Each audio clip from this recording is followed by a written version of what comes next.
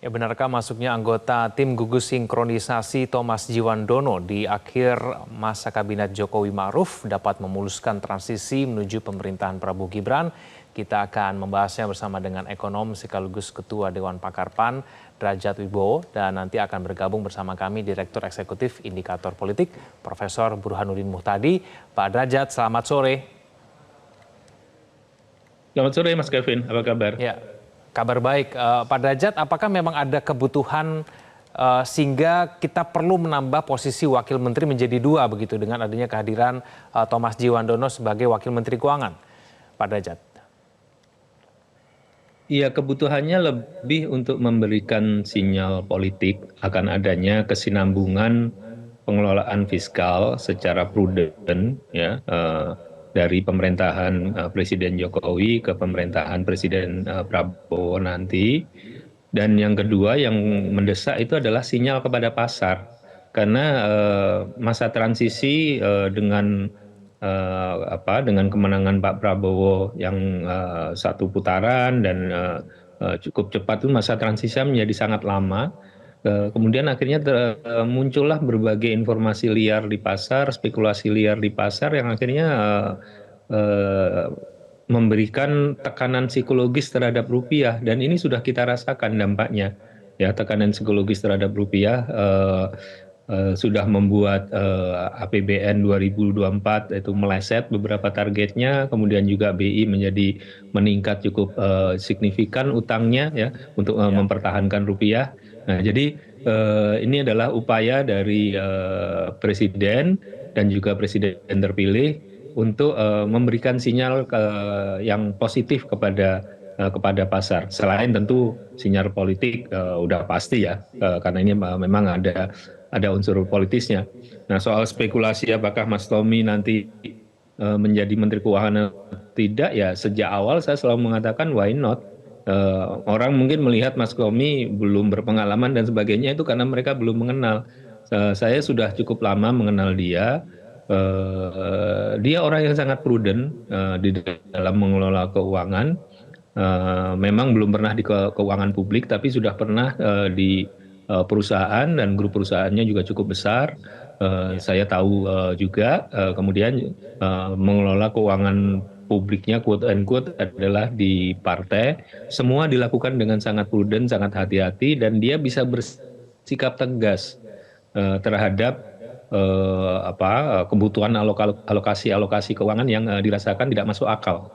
Jadi kita perlu karakter itu ya. Kalau soal makronya segala macam itu dia putranya Pak Sudrajat Jiwandono, jago makro. Di Gerindra ada Pak Burhanuddin Abdullah, jago makro juga ya. Ya mungkin saya bisa bantu juga sedikit-sedikit. Jadi saya rasa penunjukan Mas Tommy ini ada 3 sinyal lah ya: sinyal politis, sinyal pasar, dan mungkin juga nanti ada sinyal untuk kabinet yang akan datang. Oke, Mas Burhan sudah bergabung. Mas Burhan, selamat sore. Sore, Egan. Sore, Mas Derajat.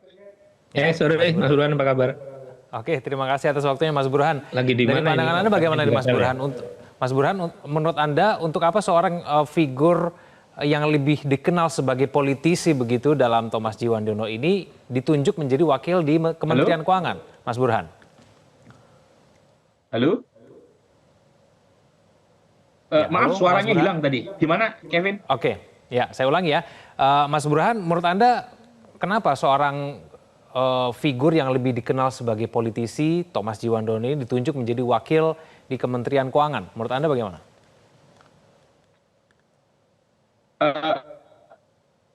Begini ya, mungkin publik hanya mengetahui beliau dari sisi karir politiknya sebagai bendahara di Partai Gerindra. Tetapi itu punya pengalaman teknokratik dan empirical training sebagai seorang ahli ekonomi di kampus yang cukup baik di Amerika Serikat. Dan kalau kita lihat statement bersama beliau antara Mas Tommy dengan Menteri Keuangan, itu cukup membantu untuk menenteramkan pasar. Karena sebelumnya ada komentar-komentar dari internal Gerindra yang menurut saya kurang produktif dalam rangka memberi keyakinan kepada pasar. Saya bukan ahli ekonomi, Mas Derajat. Tapi sering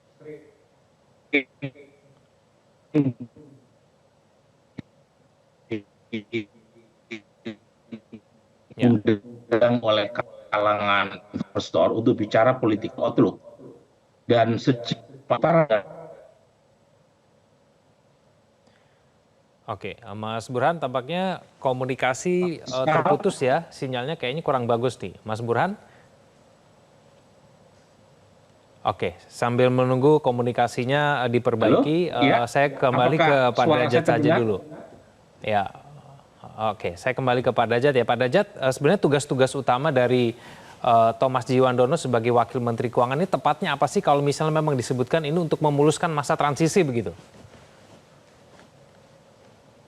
Terutama mungkin yang pertama adalah untuk membantu penyusunan RAPBN 2025 dan juga nanti pembahasannya, termasuk pembahasannya di DPR, karena nanti yang akan menjalankan RAPBN 2025 itu adalah pemerintahan Pak Prabowo dan Menteri Keuangan yang baru nanti.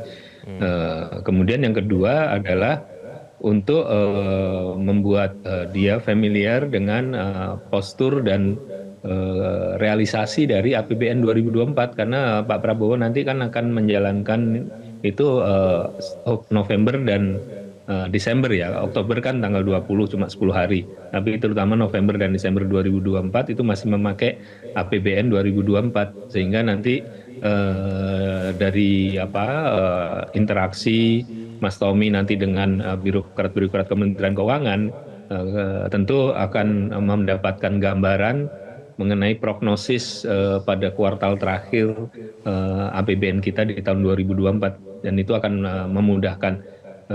Lalu ya tentu juga untuk menyusun rancangan-rancangan untuk realisasi program sesuai dengan ruang fiskal yang ada, terutama program-program besar Pak Prabowo, makan siang atau makan bergizi ya, kemudian juga food estate ya, peningkatan produksi pangan, lalu beberapa program lain seperti rumah sakit di kabupaten dan sebagainya. Jadi saya rasa memang tugas Mas Tommy adalah membantu Menteri Keuangan yang sekarang untuk menata bagaimana realisasi APBN 2024 dan juga lalu untuk menyiapkan RAPBN 2025 yang nanti akan dibahas di DPR, yang nanti akan diserahkan Presiden Jokowi pada 16 Agustus tahun 2024 nanti. Oke, baik, kita akan jeda dulu. Semoga kemudian suara dari Mas Burhan juga lebih terdengar dengan jelas. Pemirsa jangan kemana-mana, kami akan kembali. Kembali bersama kami di Prime Time News. Saya kembali ke Mas Burhan. Mas Burhan, menurut Anda apakah memang Thomas Djiwandono ini menjadi figur yang kredibel begitu untuk mengisi posisi Wakil Menteri? Ya, jadi nama beliau itu seringkali dikaitkan sebagai orang dalam. Pertama, beliau adalah keponakan Pak Prabowo, kemudian punya latar belakang politik sebagai bendahara Partai Gerindra. Tetapi orang banyak lupa bahwa Mas Tommy ini itu punya pengalaman teknokratik dan by training dia lulusan dari kampus yang baik di Amerika Serikat bidang ekonomi. Jadi pada dasarnya Mas Tommy ini sangat kredibel untuk memegang posisi kunci, terutama sebagai wakil Menteri Keuangan. Kita tahu bahwa masa transisi ini penting buat pasar untuk mendapatkan kejelasan terkait dengan arah kebijakan ekonomi pemerintahan mendatang.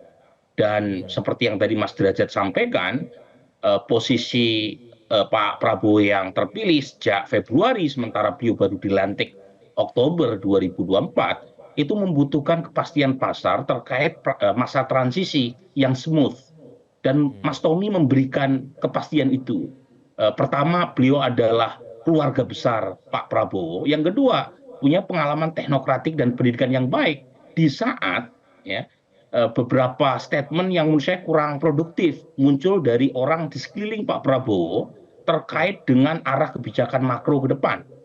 Jadi saya sampaikan tadi, saya bukan orang ekonomi, tetapi sering dipanggil oleh kalangan investor bicara soal political outlook. Itu saya sering sekali mendengar keluhan dari para pelaku pasar terkait dengan statement yang tidak penting. Misalnya keinginan dari sebagian pihak untuk menaikkan rasio utang 50% dari GDP, kemudian statement-statement yang mengindikasikan ya, defisit hingga lebih dari 3%.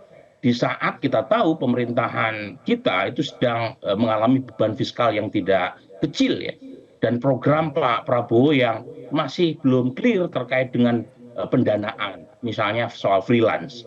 Jadi Mas Tommy ini itu menurut saya memberi kenyamanan itu, dan itu terlihat ketika Satgas yang dibentuk oleh Pak Prabowo itu melakukan press conference bersama dengan Bu Ani sebagai Menteri Keuangan. Itu langsung terlihat pasar begitu tentram. Saya kira Mas Derajat nanti bisa mengkonfirmasi soal statement ini. Tapi poin saya, menurut saya Mas Tommy jangan dilihat semata-mata sebagai orang Partai Gerindra, tetapi kita melihatnya sebagai figur yang tepat. Dan menurut saya justru karena posisi beliau sebagai keponakan Pak Prabowo malah bagus untuk memberikan keyakinan kepada pasar bahwa pemerintahan ke depan tidak langsung berubah secara total dibanding pemerintahan sekarang. Ya, Mas Burhan, tapi masa jabatannya 3 bulan. Bagaimana kita bisa menilai efektivitas dari Thomas Djiwandono, Mas Burhan? Ini lagi-lagi ini tinjauan saya sebagai orang yang awam dalam soal ekonomi ya.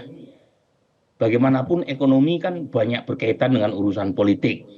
Dan kita tahu meskipun hanya 3 bulan, tetapi masa transisi ini sangat krusial, terutama dalam memberikan semacam bantalan buat pemerintahan ke depan untuk bisa langsung flying start. Dan kita tahu pula soal anggaran itu kan diputuskan oleh pemerintahan sekarang. Jadi memang diperlukan koordinasi yang cukup baik antara pemerintahan sekarang dengan ya pemerintahan yang akan datang, dan orang-orang yang bisa menjembatani itu menjadi penting. Nah, misalnya soal anggaran freelance, pertanyaan publik pertama, uangnya dari mana? Nah, sementara anggaran itu diputuskan oleh pemerintahan sekarang. Nah, diperlukan pihak-pihak yang mampu menjadi semacam bridging agar publik, terutama pelaku pasar itu yakin bahwa tidak terjadi goncangan ketika peralihan pimpinan itu terjadi.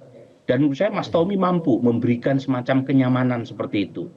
Jadi ini penting, tadi Mas Derajat menyebut beberapa variabel yang sangat krusial terkait dengan rasa kenyamanan di kalangan pelaku pasar. Dan Mas Tommy kalau kita lihat statementnya bersama Bu Ani itu cukup dingin dan memberi semacam keyakinan bahwa pemerintahan mendatang ini ya itu tidak lantas ya mengubah haluan yang sudah ditetapkan oleh pemerintahan hari ini. Ya, sebelum ke efektivitas, Pak Derajat, apakah betul memang ada suara-suara yang memberikan ketidakyakinan kepada pasar begitu berkaitan dengan masa transisi ini, Pak Derajat? Iya, dan saya termasuk yang agak galak itu. Kemarin malah saya bilang ada sok tahu segala macam. Tapi gini deh, yang disampaikan Mas Burhan tadi, saya tunjukkan contohnya konkret aja. Ketika program makan bergizi dibahas, orang mengatakan 500 triliun, 100 triliun akan meledak segala macam. Tangan dingin Mas Tommy yang membuat program itu tuh jadi dibuat bertahap, kemudian dimulai dengan prioritas yang seperti disampaikan oleh Wapres terpilih Mas Gibran ya, daerah 3T. Itu tangan dinginnya Mas Tommy yang membuat program itu menjadi program yang masuk akal dan realistis. Tadinya kan yang muncul kan pernyataan yang kata Mas Burhan tadi nggak karuan kemana-mana. Nah, jadi itu salah satu contoh lah, saya nggak bisa share terlalu banyak, tapi Mas Tommy ini memang orangnya nggak terlalu banyak ngomong, diam, lebih banyak di dapur, tapi tangan dinginnya di dapur itu cenderung enak, karena saya sudah merasakan masakan Mas Tommy di dapur itu. Jadi sebagai ekonom ya, bukan sebagai politisi, saya ingin menyampaikan bahwa ini untuk memberikan sinyal bahwa pengelolaan fiskal itu akan sangat prudent, ya, melanjutkan dan juga itu tadi melanjutkan mengenai RAPBN 2025, kemudian realisasi APBN 2024, ya. Nah, untuk kedepannya tentu terserah Pak Prabowo nanti siapa yang akan memegang keuangan. Tapi saya dari awal mengatakan kenapa tidak Mas Tommy? Kenapa tidak kalau memang Mas Tommy yang akan ditugaskan itu? Karena saya mempunyai confidence yang cukup tinggi terhadap beliau. Ya, Tangan Pak Raja, tapi dinginnya ya. menilai efektivitas dari Pak Thomas ini selama 3 bulan ke depan, karena kan masa jabatannya 3 bulan ya, ini bagaimana? 3 bulan kan sudah ada, seketika dia transisi kan dia sudah membantu di dalam penyusunan RAPBN 2025. Nah yang ke depan ini tentu akan menjaga realisasi 2024 ya, karena itu tadi Pak Prabowo kan akan mewarisi untuk bulan November dan Desember, prognosisnya kan harus kita ketahui dari sekarang. Orang kalau di lapangan banteng dia akan bisa menghitung nanti realisasi penerimaan pajak bagaimana, realisasi cukai bagaimana, setiap saat, setiap bulan itu selalu ada prognosisnya. Nah dengan Mas Tommy mengetahui prognosisnya itu langsung hands on, itu ketika November, Desember Pak Prabowo menjadi presiden, itu pengelolaan fiskal kita akan jauh lebih realistis dan akan jauh lebih reasonable sesuai dengan kondisi fiskal yang ada. Oke, Mas Burhan, hari ini ada 3 pos wakil menteri yang kemudian dilantik. Apakah ini kemudian bisa kita simpulkan bahwa kementerian-kementerian ini nanti akan menjadi prioritas di pemerintahan selanjutnya, Mas Burhan? Iya betul ya. Kalau kita lihat ada beberapa kementerian yang mendapatkan wamen baru dan kita tahu beberapa wamen baru itu punya kedekatan yang sangat intim ya dengan Presiden terpilih Pak Prabowo. Di antaranya tentu saja selain Mas Tommy ada Mas Sudaryono. Tentu tidak seluruhnya bisa kita simpulkan berdasarkan faktor teknokratik semata, sesuatu hal yang sangat wajar ya dalam politik. Ada istilah political appointee, mungkin ada pertimbangan lain selain faktor teknokratik ya. Mas Daryono kita tahu orang yang sangat dekat dengan Pak Prabowo dan mungkin punya concern terkait dengan masalah pertanian.